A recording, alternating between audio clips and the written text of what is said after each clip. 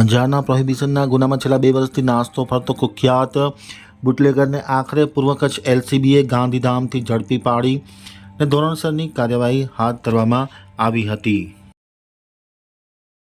આજરોજ પૂર્વ કચ્છ એલસીબીની ટીમ નાસ્તા ફરતા આરોપીઓ શોધવા સતત પ્રયત્નશીલ હતી. દરમિયાન મળેલ બાતમી હકીકત આધારે અંજાર પોલીસ સ્ટેશનના પ્રોહિબિશનના ગુના કામે છેલ્લા 2 વર્ષથી નાસ્તા ફરતા આરોપી લીખમારામ ઉર્ફે લખમારામ સન ઓફ વીરમારામ કડવાસાને ગાંધીધામ ખાતેથી પકડી પાડી કાયદેસરની કાર્યવાહી કરી આગળની કાર્યવાહી માટે અંજાર પોલીસ સ્ટેશનને સોંપવામાં આવેલ છે.